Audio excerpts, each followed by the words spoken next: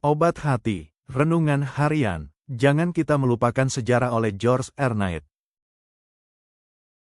Shalom, mari bersama-sama membaca atau mendengar renungan harian. Kiranya firman Tuhan meneguhkan iman dan memberi pengharapan bagi kita semua.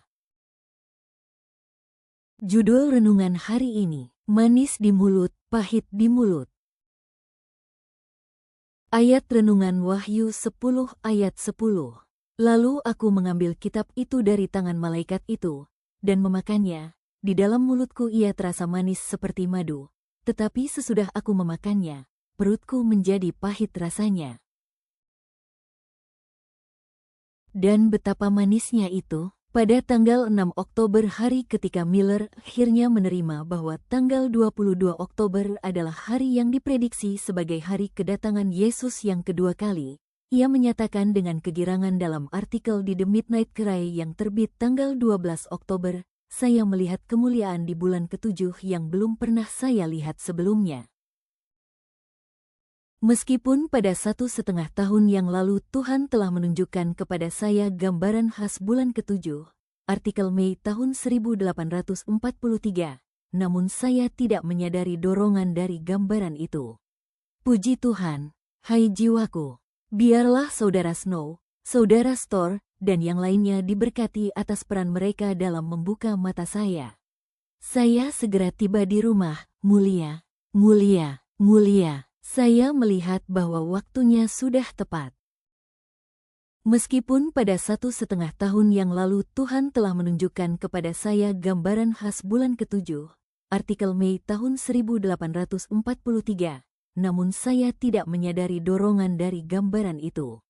Puji Tuhan, hai jiwaku! Biarlah Saudara Snow, Saudara Storr, dan yang lainnya diberkati atas peran mereka dalam membuka mata saya. Saya segera tiba di rumah, mulia, mulia, mulia. Saya melihat bahwa waktunya sudah tepat. Meskipun pada 1,5 tahun yang lalu Tuhan telah menunjukkan kepada saya gambaran khas bulan ke-7, artikel Mei tahun 1843, namun saya tidak menyadari dorongan dari gambaran itu. Puji Tuhan, hai jiwaku! Biarlah Saudara Snow, Saudara Storr, dan yang lainnya diberkati atas peran mereka dalam membuka mata saya.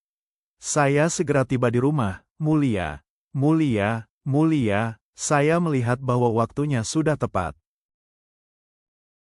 Jiwa saya begitu melimpah sehingga saya tidak dapat menulis. Saya melihat bahwa kita tetap benar. Firman Tuhan itu benar, dan jiwa saya berlimpah sukacita, hati saya dipenuhi rasa syukur kepada Tuhan. Oh, betapa inginnya saya berseru, namun saya akan berseru saat Raja segala Raja datang.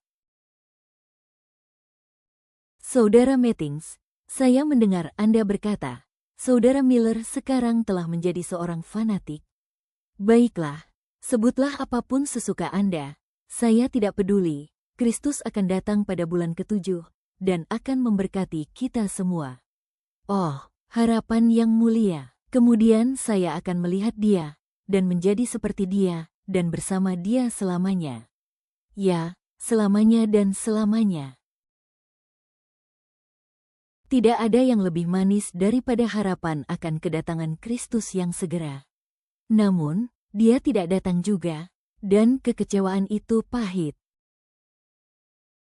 Pada tanggal 24 Oktober Josiah Leach, pemimpin pengikut Miller, menulis dari Philadelphia kepada Miller dan Himes, bahwa hari ini gelap domba-domba tercerai-berai dan Tuhan belum datang juga. Hiram Edson melaporkan bahwa harapan kami yang terindah hancur, dan kami dirundung kesedihan yang belum pernah saya alami sebelumnya. Kehilangan semua sahabat di dunia ini tampaknya tidak ada bandingannya. Kami menangis, dan terus menangis, hingga fajar menyingsing. Seorang pendeta muda dari antara penganut ajaran Miller bernama James White menulis bahwa kekecewaan atas berlalunya waktu adalah kekecewaan yang sangat pahit. Orang-orang percaya sejati telah menyerahkan segalanya bagi Kristus, dan telah bersaksi akan hadiratnya seperti yang belum pernah terjadi sebelumnya. Kasih Yesus memenuhi setiap jiwa dan dengan kerinduan yang tak terungkapkan mereka berdoa, Datanglah, Tuhan Yesus, dan datanglah segera.